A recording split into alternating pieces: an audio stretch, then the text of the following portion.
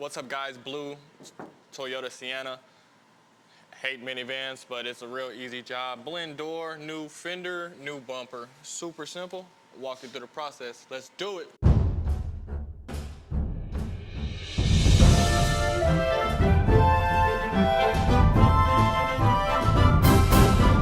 First things first, start off with a little pre-cleaning. Glass cleaner, my favorite. I like using glass cleaner because it's a lot more cost effective than using Waterborne cleaner all the time. It works just as well as Waterborne cleaner as well. Pre-cleaning not only helps your sandpaper last a lot longer, but it also helps the process go a lot faster because you're actually sanding the panel and not dirt. So after a quick wipe down with that glass cleaner, and then we like using microfiber rags as well, we're gonna use some wax and grease remover. Wax and grease is kind of for the adhesives, if there's any like road tar, and then that glass cleaner is more for the dirt itself. So we'll give them both a quick wipe, and then we can jump to scuffing it. I like scuffing my blend panels with red Scotch-Brite.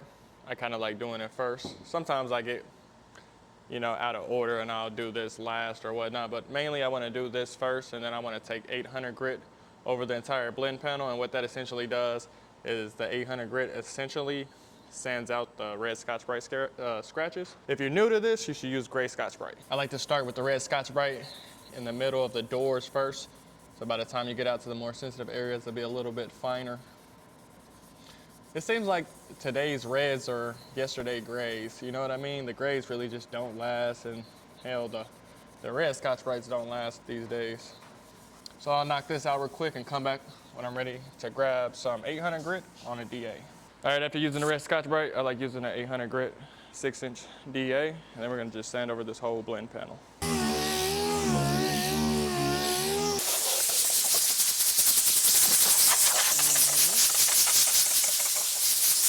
All right, we got this panel pretty much prepped for blend. We got it all scuffed up, and that's why it's all dulled out. We'll wipe it down with some wax and grease remover and some window cleaner again, and it should be ready for tape in the booth.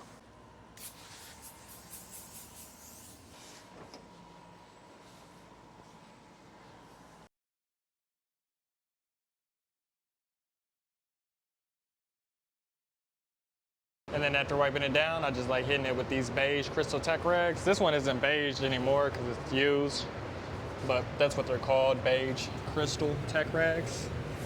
And this is just for any dust particles I might have missed when wiping it down with Waterborne cleaner.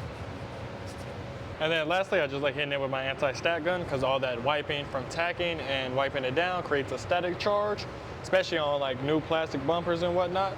So the anti-static gun helps fight that invisible enemy. And like I said, I do this same process to all the parts, especially the new fender and the new bumper as well. Just those parts are a lot more simple.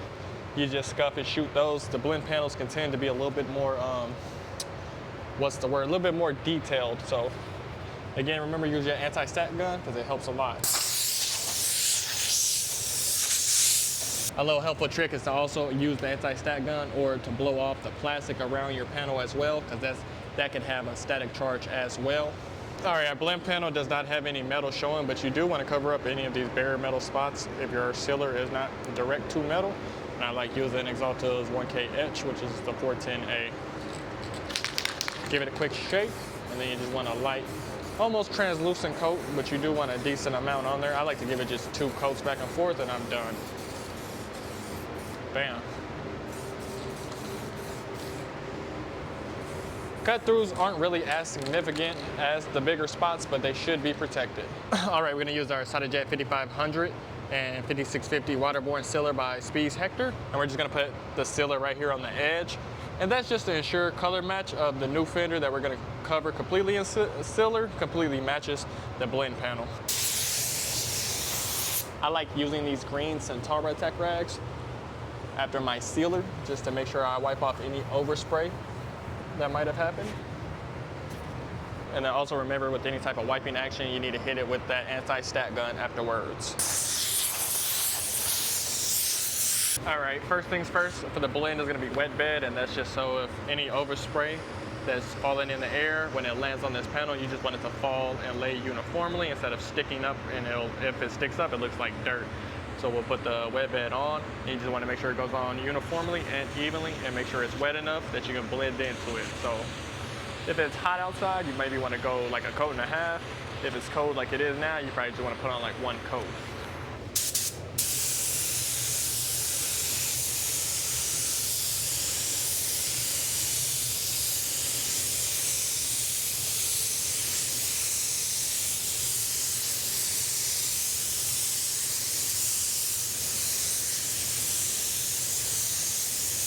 For base coat, use the Luma 3 Exodus 1.3 tip. We're gonna start with a 3-step blend, almost an orientation coat. And I'm gonna pull the trigger and get closer and closer. And then I'm gonna work on nothing but coverage.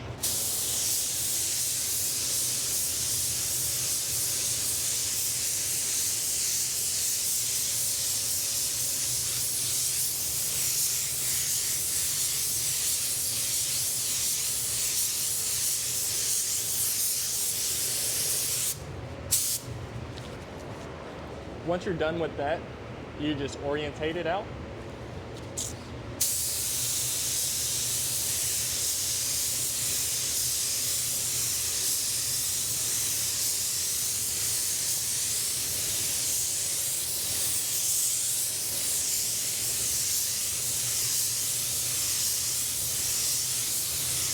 That orientation coat is kind of what just ties that whole blend together. Once that's dehydrated, you'll be able to get a good look at it. And if it looks good once it's dehydrated, that's how you know you'll be in the clear. It can kind of look funky sometimes when it's wet. So like I said, you have to look at it when it's dry. Now that our blend panel is drying, we can go ahead and hit our new bumper and our new fender. And Spies Hector is wet on wet, as you've seen from over there. So we'll put on one coat for coverage, and then we'll do a half a coat for the orientation, and then we should be good.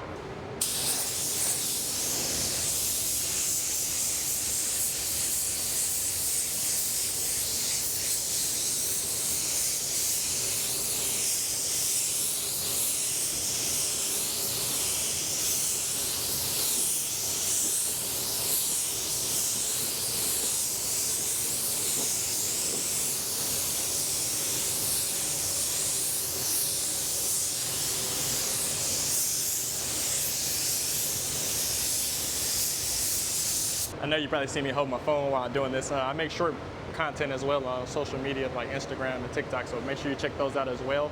But regardless of that, that panel's done. We're gonna, like I said, we gotta let it dehydrate, and once it's completely dehydrated, we'll be able to look over the coverage and make sure everything is how we want it.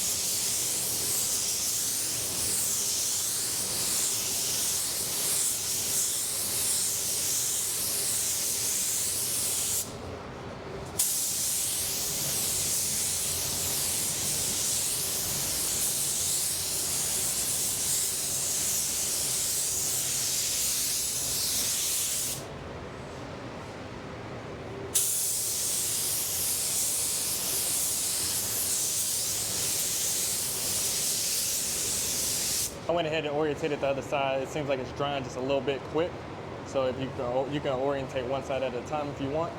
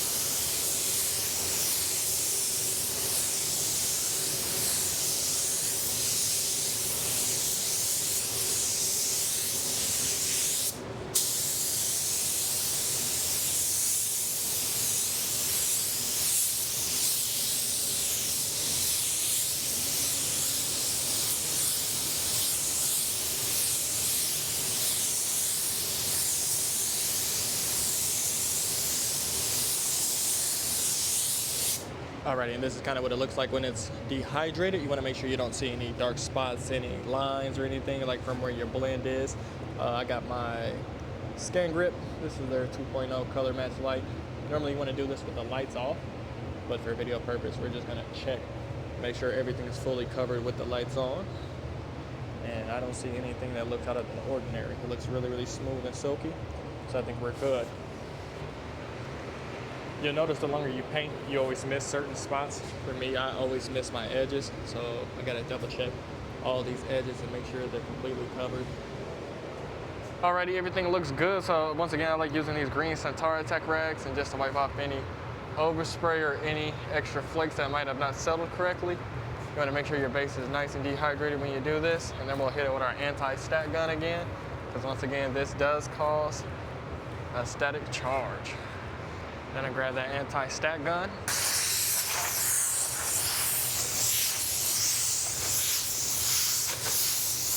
And that's pretty much it. She's ready for clear coat. We'll use the Luma Exodus. This is the 1.5 tip, and this is Spies Hector 8600. High solids optimum clear.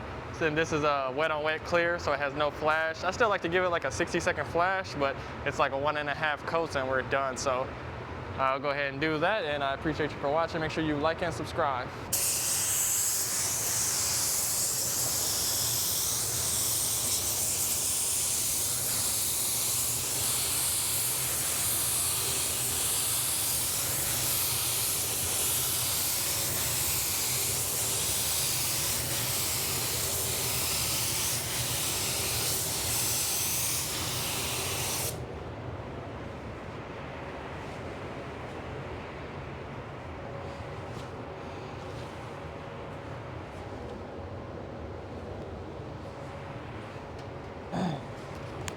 So once again, like I said, I give that about 60 seconds because it's a no flash, and then the second one will be a half coat.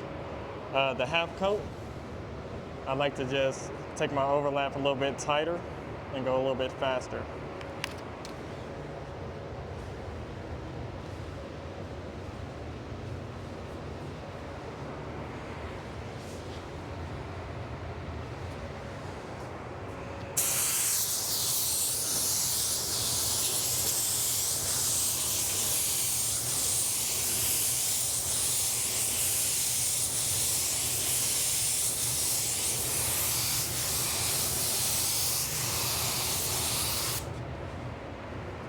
And that's it, on to the rest.